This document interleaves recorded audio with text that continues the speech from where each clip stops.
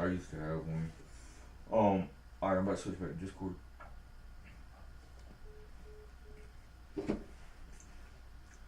Alright, yo, you there?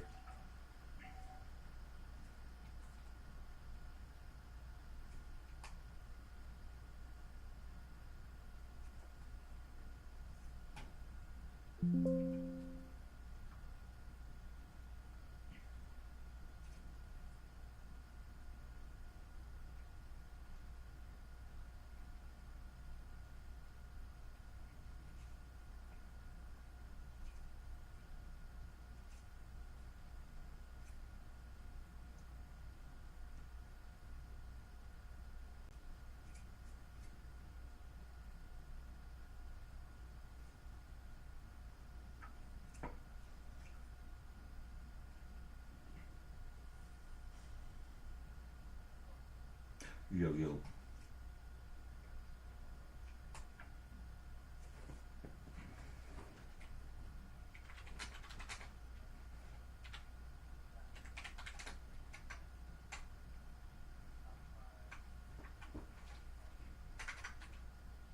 Oh, say what now?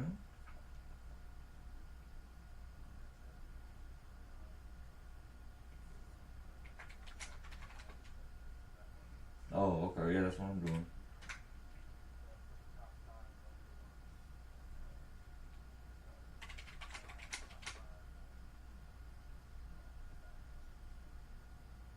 Oh, okay.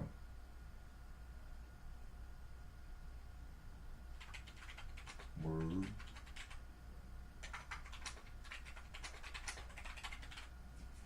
Yeah, yeah.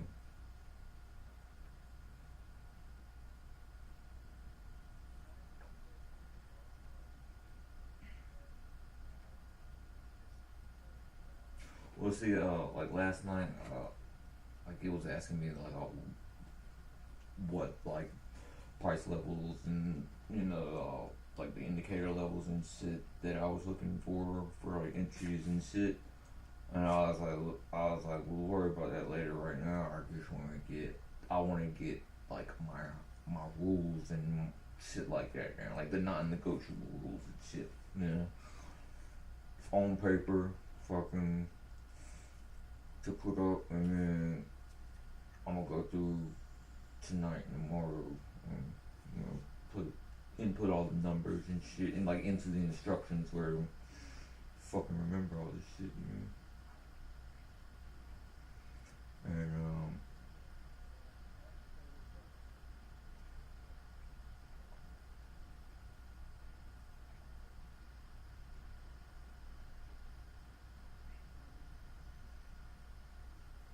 yeah,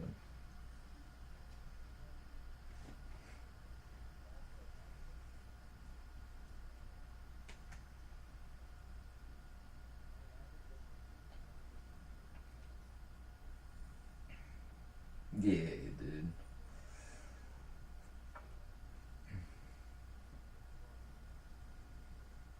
Yeah, well, like I think just this streaming shit and us getting on here and doing this is gonna be the game changer for me.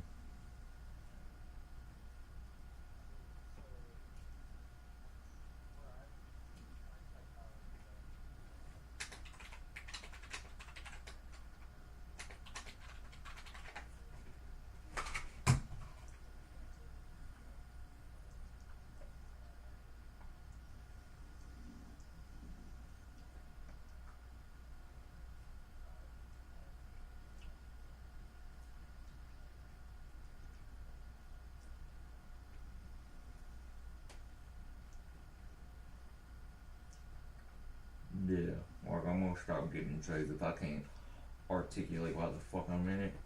I'm not gonna get in it.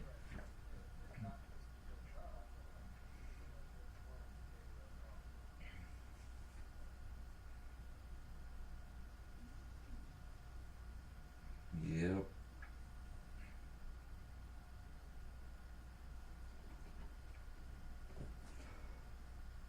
Oh man.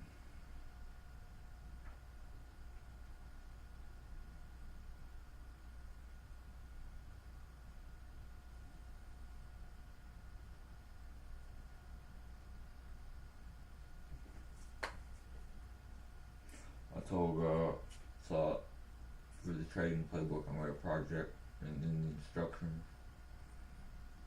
Told her it was basically a cross between Neo from the Matrix and Gordon Gekko from Wall Street.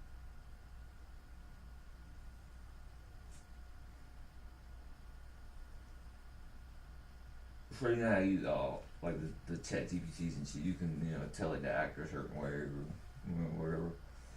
I told it it was a cross between Neo from the Matrix and Gordon Gekko from Wall Street, and his job was to get me fucking rich.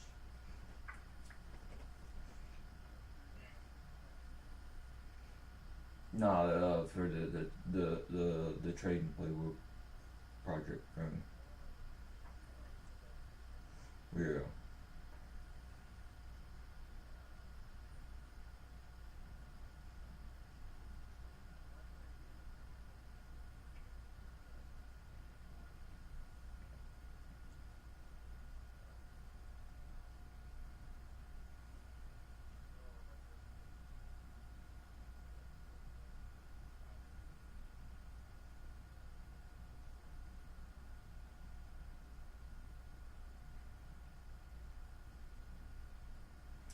Yeah. Um.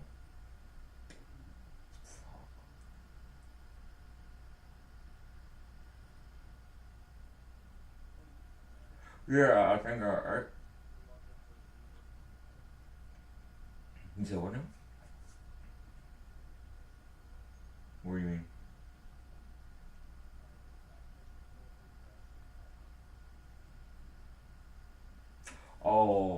Yeah. If like how often it corrects, basically. It's still fucking thinking.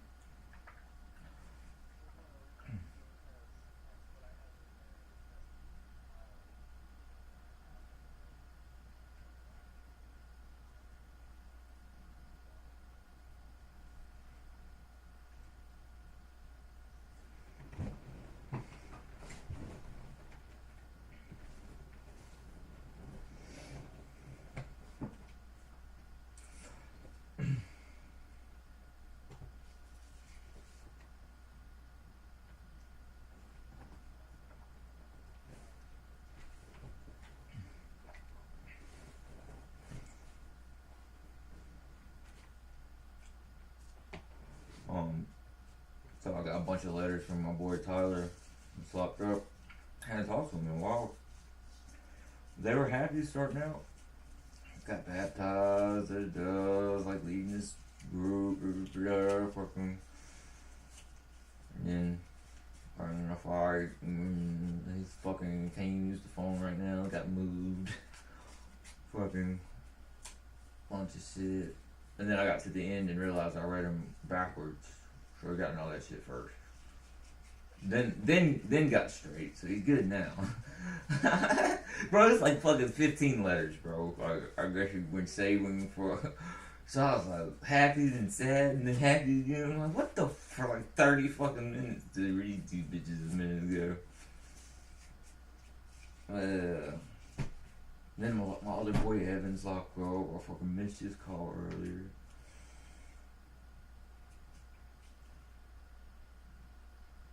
Fucking Robbie's brothers just turned down a plea deal for time served. Fucking. Oh, that's what it, from what Robbie's gathering. I'm not sure that he's sure, but he's pretty sure.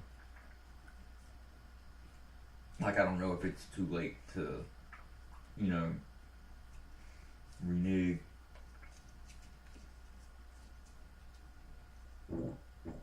Yeah, but they ain't really always got your best interest at heart either, you know. But it's gonna cost a lot more money to try to fight this, you know what I mean? Um, so yeah, I'm fucking worried for his ass.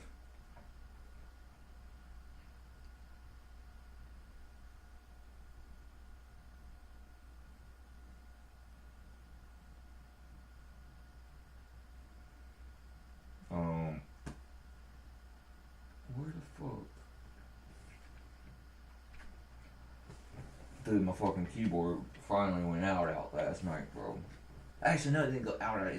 So it's asking me to fucking for a pin to hook the Bluetooth up, and there's no fucking. I've looked. There's no pin for this motherfucker, bro. Now try to. It tells me to enter it on the keyboard. Google it don't fucking work. Like so.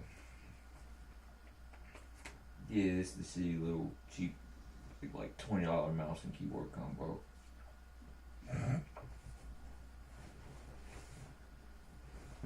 Yeah, we got what we paid for. Sometimes you just gotta fucking take those lessons and fucking, you know it.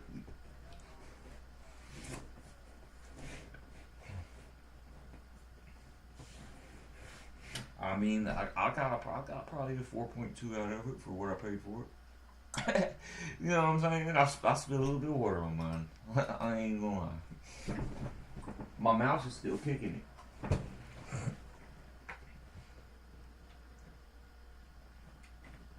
Oh, yeah, my mouse is still kicking though. So, you know, for the price. Oh, what the fuck? Oh, my bad. Oops.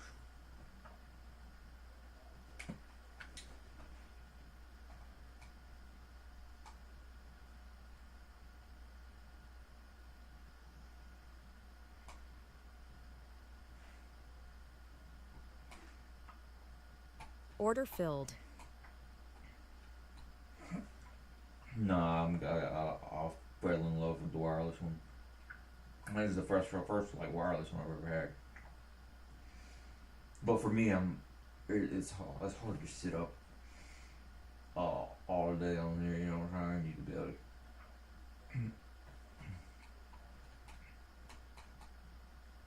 Yeah, I didn't get into that today like I wanted to, but yeah, I'm definitely gonna take advantage of that shit.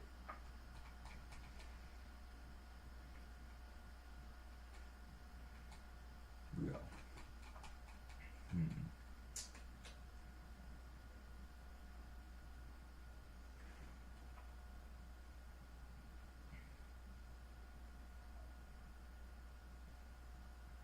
You said what?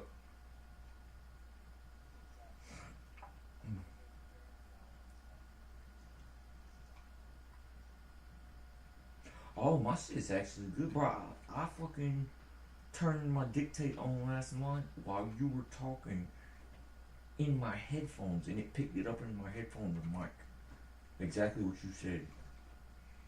Because at the very beginning I said, say that again, and it even dictated that.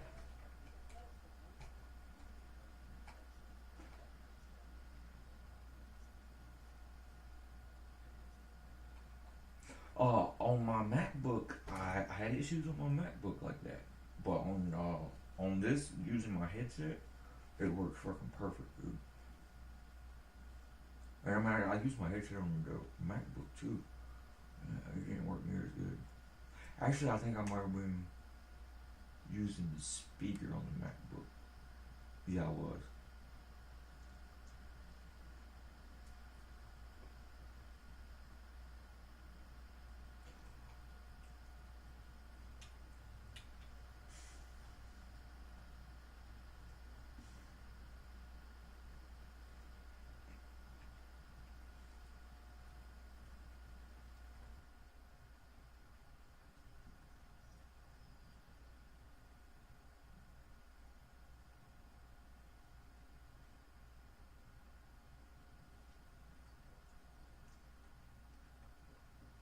So what?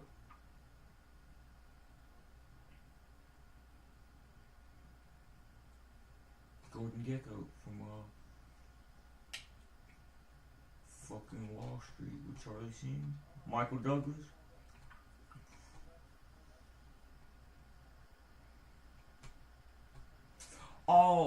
Yeah, that was well, that was a different one.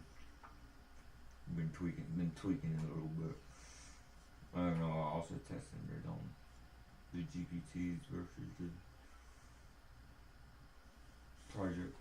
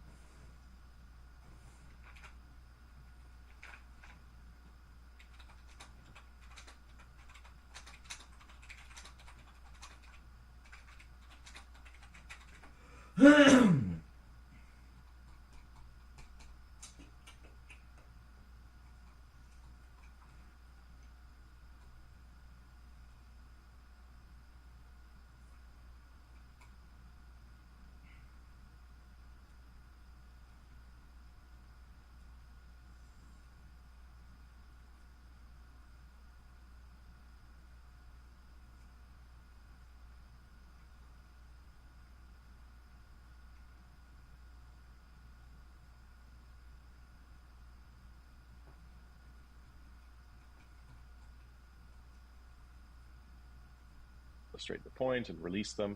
We also worked with journalists so that the journalists could come up with their own story in a sentence, and also put themselves in that story, just to illustrate that you can do whatever you want. And yeah, I think people were both very angry that we did this during the strike, and very shocked that they laughed.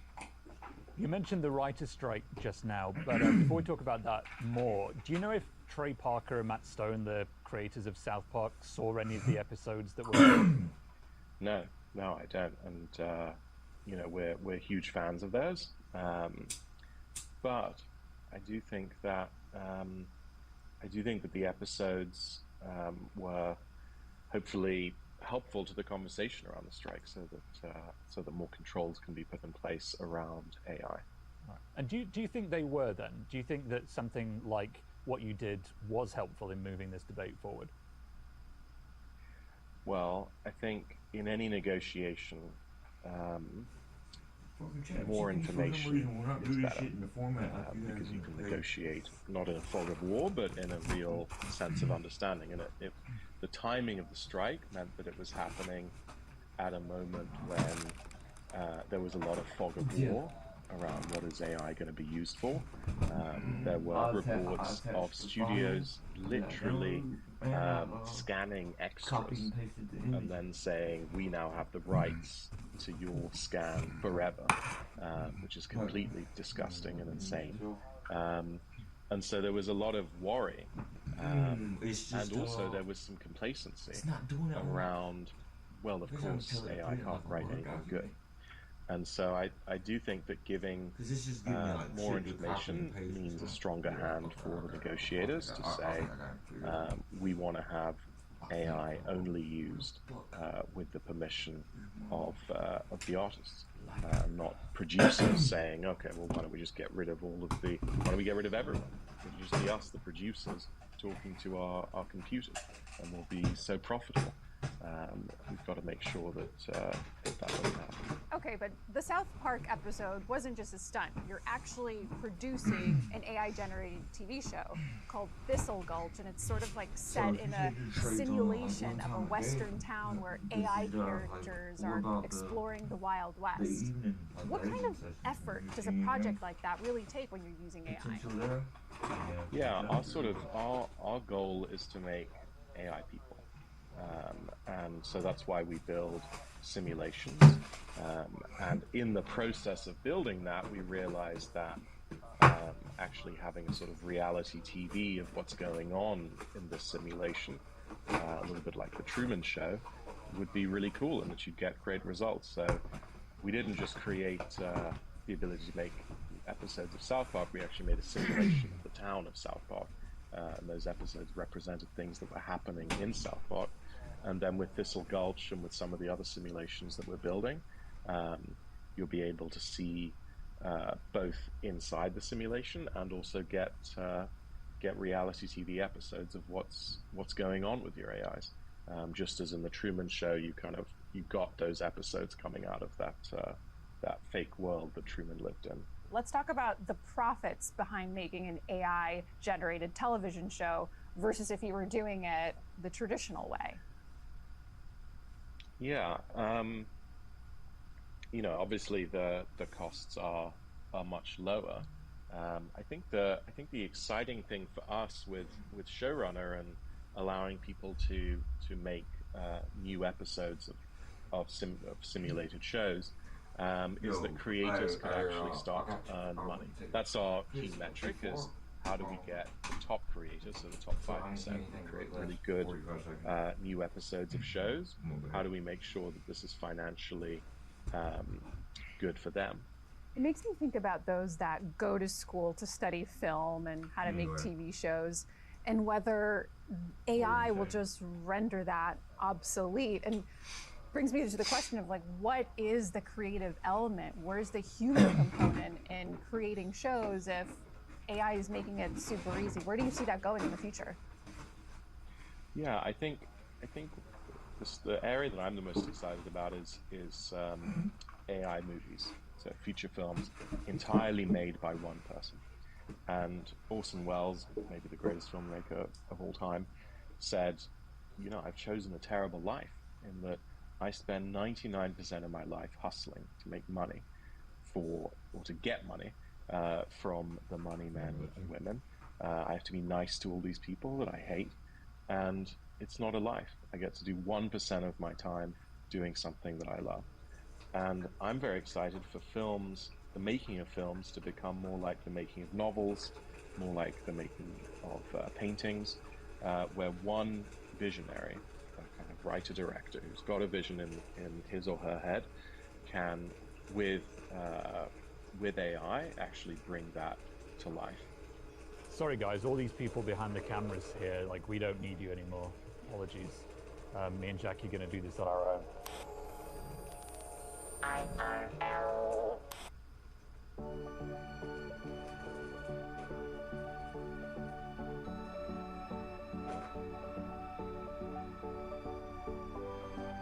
No, not sure. I'm just getting back.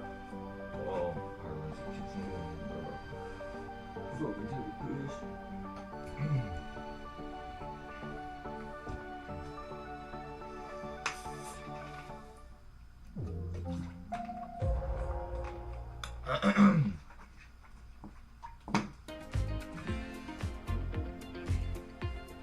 Oh yeah, I looked into that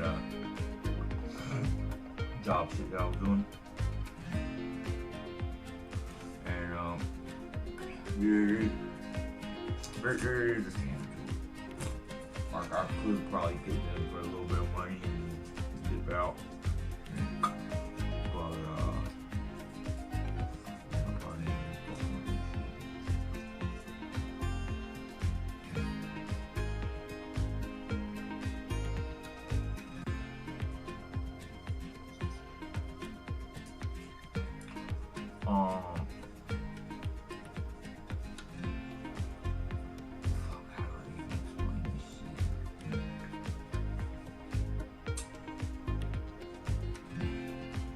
so, okay, so for example, right now, to continue, I'll use that $100 in there to continue on with the next chapter, let's start the task.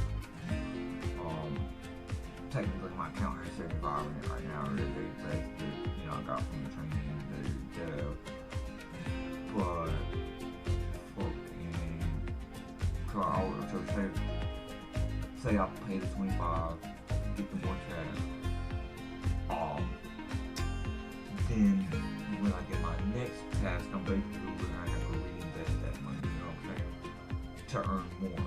And I will keep earning more, but they got some like special tasks that you'll get every once in a while that you can earn a lot of money on. You know, they recommend, but you gotta put more money up. Like, so they'll let you win money, but then they'll welcome you for a big loss. Right. Artificial intelligence is ushering in a new era of scientific research. From biology to physics, AI-driven tools and techniques are poised to expand our understanding of the world. Forms of artificial intelligence have been used in science for years, but the rise of generative AI is unlocking greater speed and accuracy. AI-driven simulations have the potential to streamline the search for new drugs. And in genomics, algorithms can sift through genetic information, identifying patterns and disease markers that would have otherwise taken years to uncover through human efforts. And it can help with hypothesis generation by analyzing papers, suggesting new research directions, and even predicting potential outcomes. So in this episode of AI IRL, we'll explore what having an AI assistant in the lab will look like, and what science moonshots AI will bring closer within our reach. Yeah, karma is a bitch. Nobody ever got away with anything, ever. Sam Rodriguez, thanks so much for coming on the show. Of course, yeah. Great to be here. So you're a scientist and an entrepreneur that's spent his career developing new technologies that help neuroscientists better understand the brain. You also just started a new organization called Future House that's backed by ex-Google CEO Eric Schmidt, that's dedicated to science moonshots using AI. Why don't you talk to us about some of the breakthroughs you're hoping to achieve? What we're interested in doing is building an AI scientist. Okay, and essentially what that means to us is building an AI to which you can delegate some of like the tasks of science as scientists. So I'm a scientist, right? Like you said, I've been a neuroscientist, a bioengineer. I actually started out originally as a physicist. Throughout all these different areas of science, basically, you encounter situations like, for example, maybe you have an idea. And you really want to know, like, has anyone done this before, right? Has anyone studied this before? Has anyone tried, building this device or like conducting this experiment or whatever? And you literally like cannot go and read the entire literature on your own, right? Or like, another example, you collect some data set and you have like 100 different ideas for how to analyze it, and you literally don't have enough capacity as one person to go and like analyze your data set in all the different ways that you can imagine doing it. Science is like really bottlenecked by like, our ability to go and do these tasks. And so our idea is that actually we're getting to the point where we're going to be able to build AIs that can like do science themselves, that can assist us with tasks like analyzing data, like going and searching literature, et cetera. And that this will lead to a major speed up in the pace of research throughout science. And so we're really focused on biology, but I think that the impacts here will be everywhere from like, physics, chemistry, like climate, energy, like basically all areas of science are going to be touched by the AI scientists that we're trying to build. Future House is a nonprofit organization. Is there a reason you didn't want to do this as a private company? Well, our 10-year mission is to accelerate the pace of discovery and to make cutting-edge access to cutting-edge scientific expertise like available worldwide.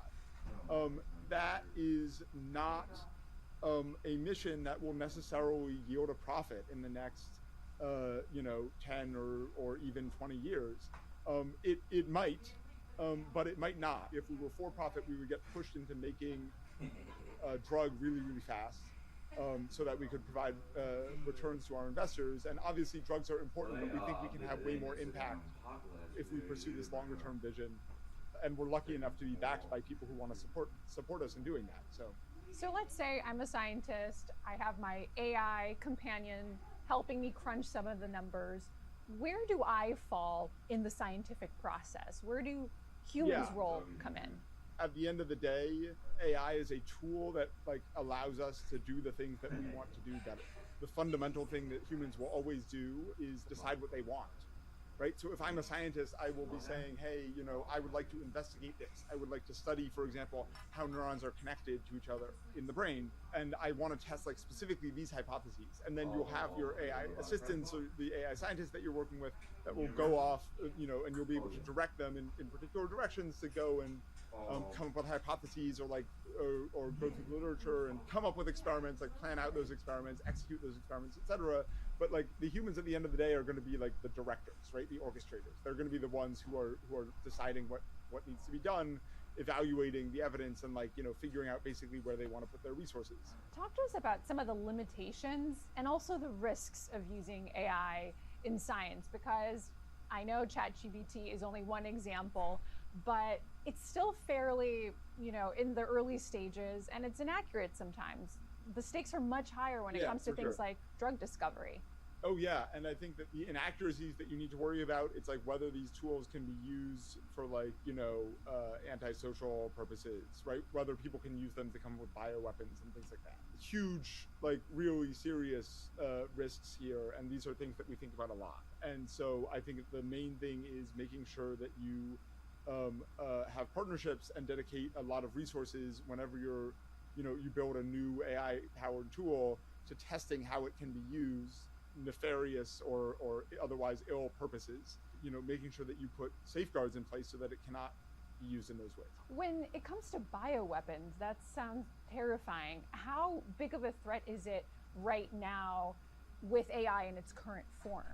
It's difficult to make bioweapons for the same reason it's difficult to make drugs, actually, that we really don't understand human physiology. We lack a lot of basic information about human physiology, and so therefore it's very hard to cure disease. It's also very hard to develop targeted weapons that can mess with your body. So I'm not meaning to minimize the risk, but I think that this is not something that I am personally acutely worried about in the near term. So it's not like someone in his garage is, has the potential of building a biological weapon. Yeah, I think at the moment that is highly unlikely. We have a long way to go before we're at the point where someone could use the AI to build a biological weapon in their garage in a way that they could not do without the AI, right? So like already, I mean, you can search Google and you can, try to figure out how to make a biological weapon in your garage, and people could do that before they had ChatGPT. And there are people studying right now whether ChatGPT makes it easier or not. I think that there's a long way to go before it becomes like really, easy enough that it's really scary. And I think that's really useful because you help us paint that picture that this isn't about throwing an AI at a problem and suddenly solving a question that we couldn't solve before, but it is about speeding up the process that is involved in trying to answer that question. And I think that's really useful to keep in mind, right? And that's what we're talking about almost with bioweapons. Like, it's all part of that same argument that we have so much to do. AI just helps us get through some of that stuff, not actually solve the problems. It helps us get through it, and it will help us get through it much faster. Building an AI scientist will not just help science, it will help AI also. What is the next frontier?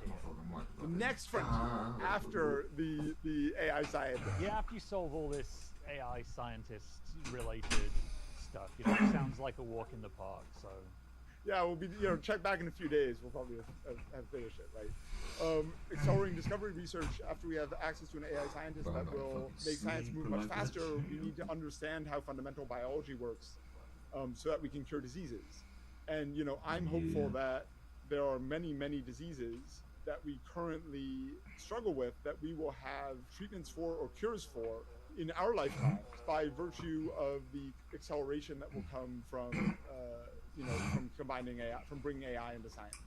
So that's thing number one. And then thing number two is on the other side, once we have an AI scientist and people are able to benefit from access to that expertise, I really hope that the quality of medical care, for example, will get much, much better worldwide.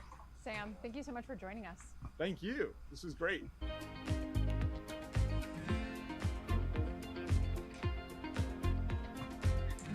Yeah, this shit did not even put this in, not even close to the same format as what, I mean, not even fucking, not even fucking close. What the fuck? Yeah. Bang. Well, it's sometimes it's simple. I was just having bird shit sometimes too.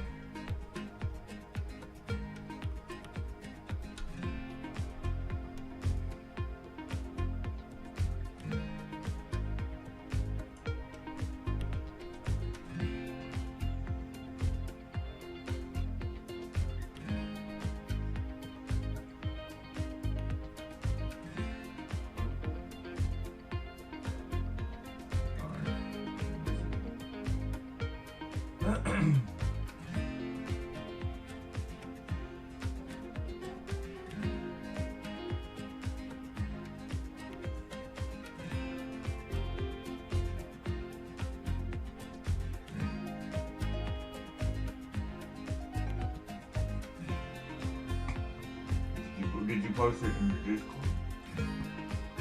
Did you post it in Discord?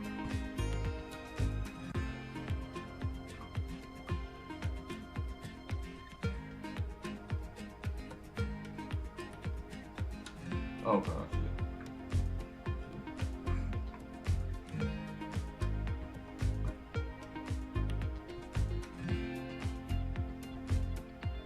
Oh, like that.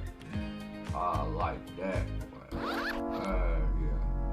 Dr. Prabhakar, thank you so much for joining us. Exactly Great to be here with both of you. So you're President Biden's scientific advisor, and you also lead the Office of Science and Technology. You also spent a lot of time at DARPA, which is the federal agency that developed technology like GPS and the foundations of the internet. Many people don't know that, and that's because government today isn't exactly known for being at the cutting edge of technology. Can the rise in AI mark a change in that, where government plays a bigger role in driving innovation versus playing catch up to the private companies that are developing it? Well, AI is changing a lot of things right now, and that's why President Biden's been extremely clear that it's one of the greatest opportunities of our times, and it's going to come with risks that we have to manage. And the work that's underway, the White House has been driving a lot of forward action here in this area.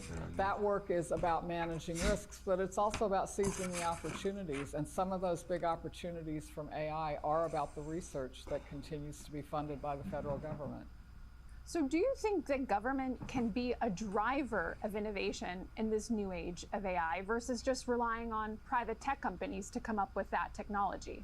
Well, we're seeing a surge, and we're very happy that that surge in AI technology has come from American companies.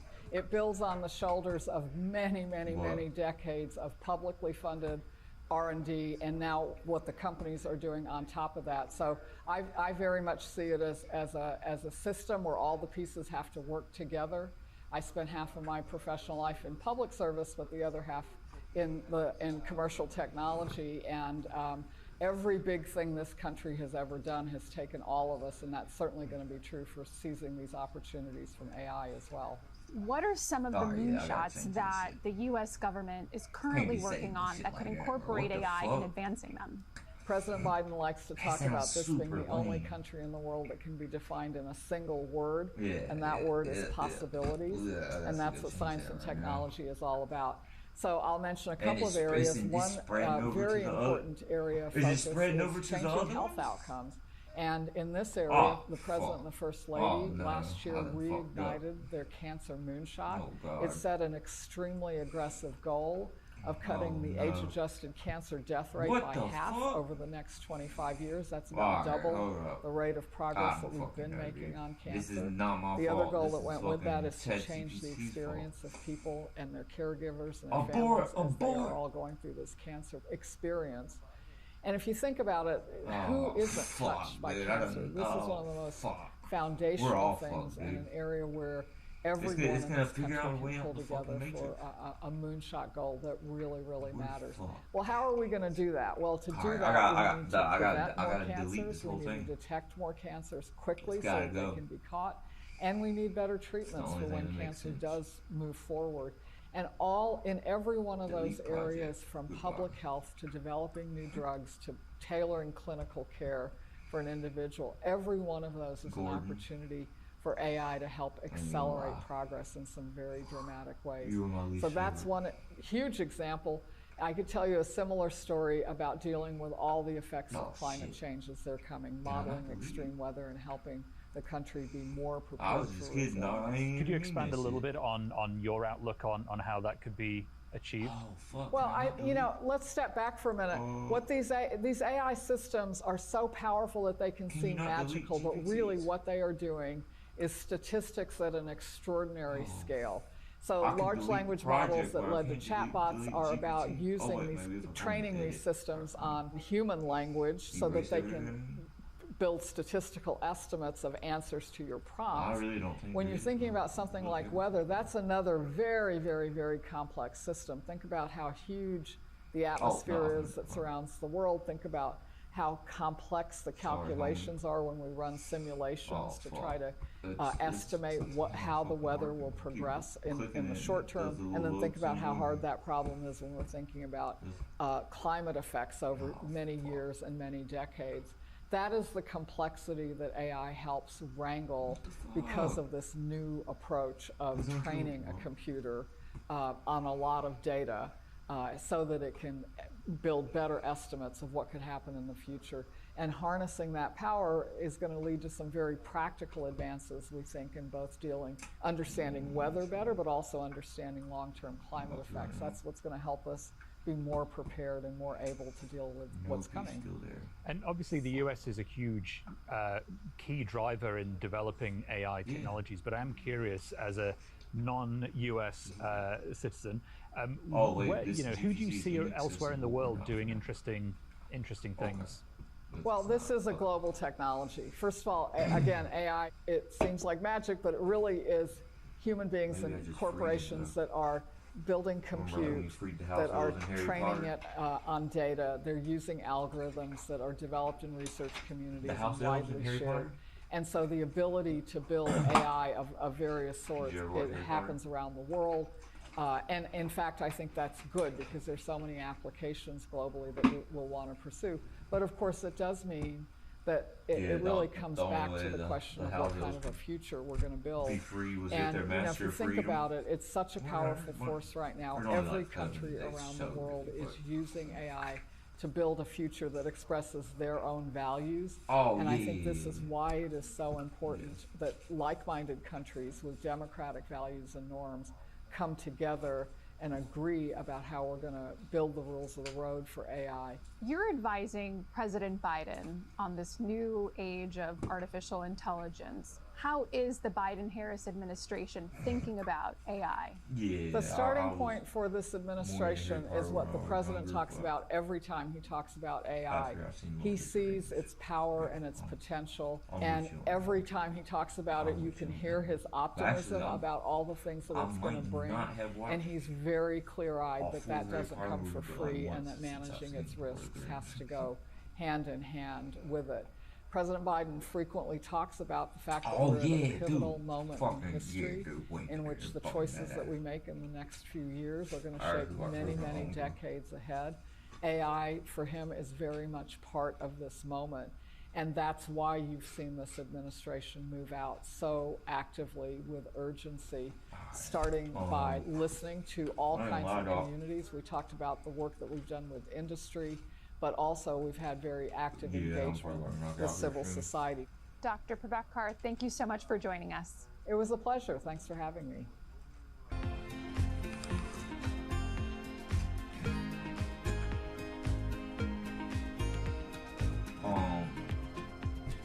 Patrick Whalen, we're trying to have an argument with Trader Fox TV came out like a month ago, dude, and they're actually really fucking good. Like, they're hands down the best pre-market analysis and, you know, they legit know what the fuck they're doing. They're not like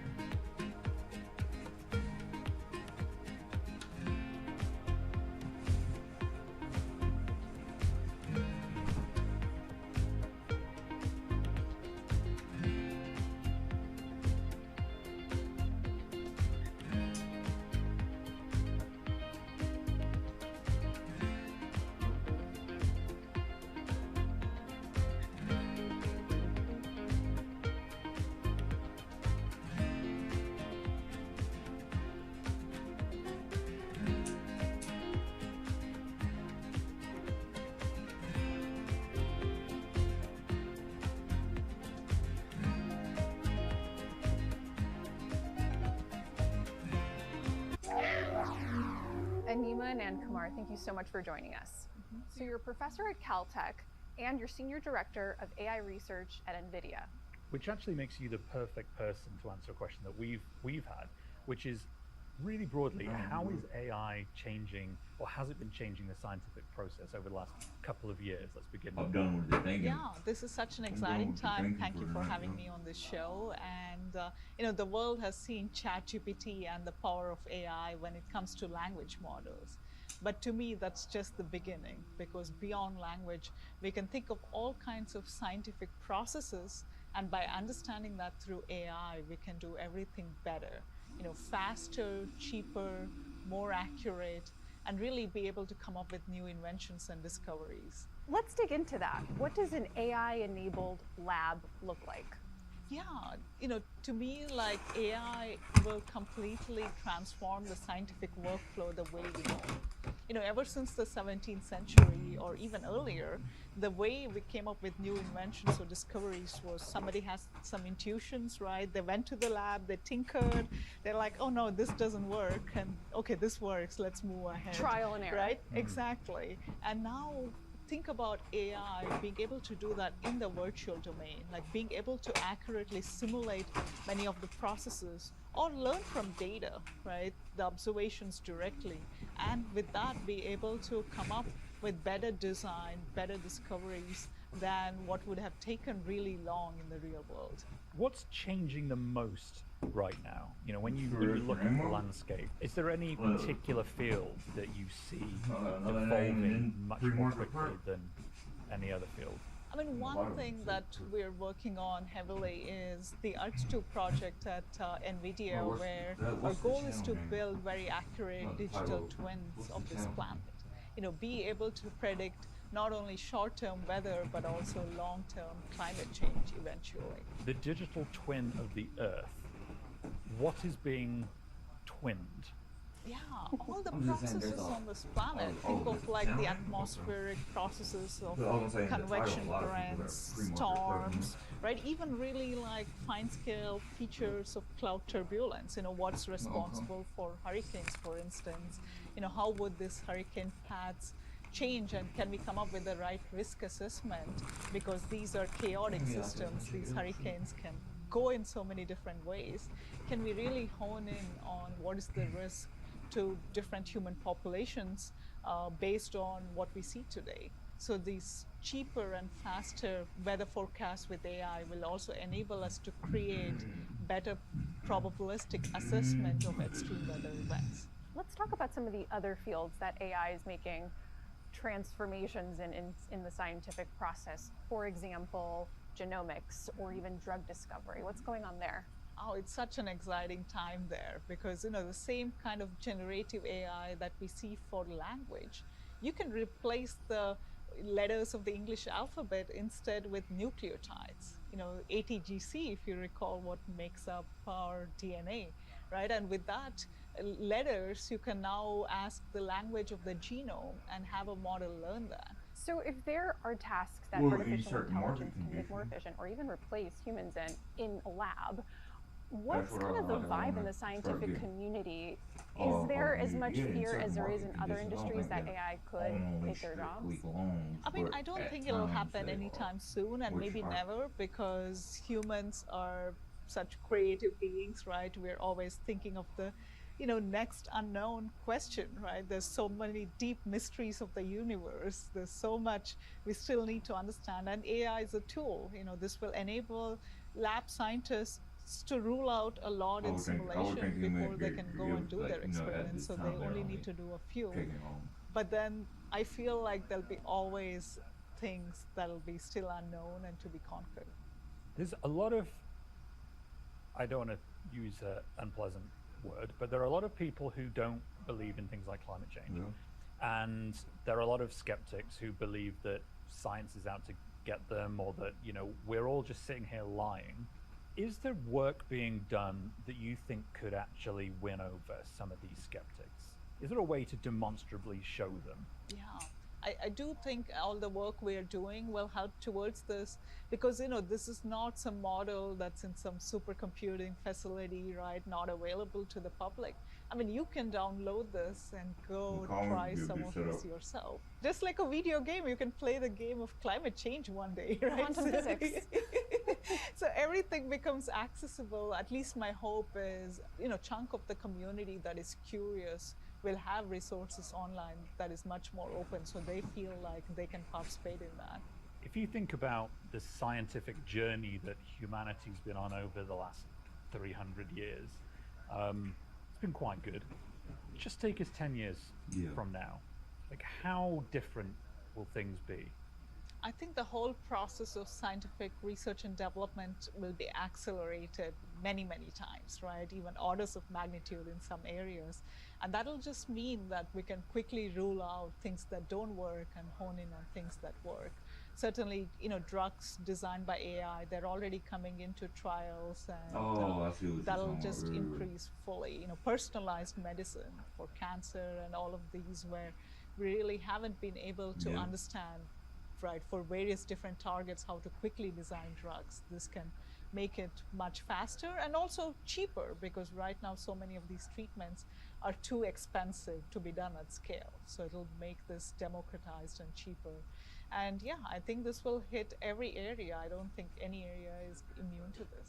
I think it will be interesting, won't it? 10 years time, if it takes the average drug 10 years to come to market, and if AI systems right now are coming up with some of the potential candidates for a future successful drug, then in 10 years time, are we going to see a waterfall of new drugs?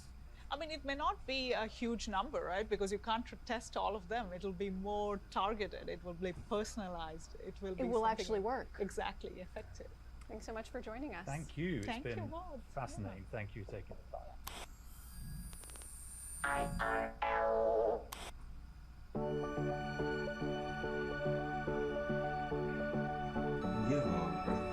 That's kind of like how I got with Thinkorswim was to let me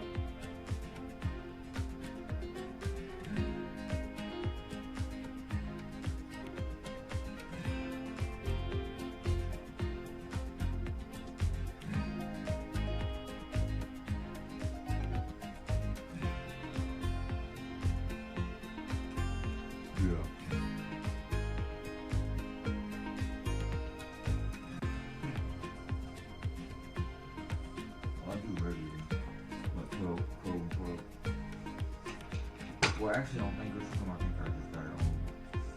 I don't think I've changed it yet.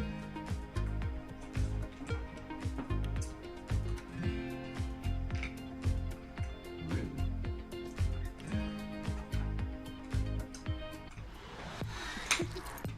Oh yeah. Over the past decade, China has gone from a Silicon Valley copycat to a top contender in technology on the world stage.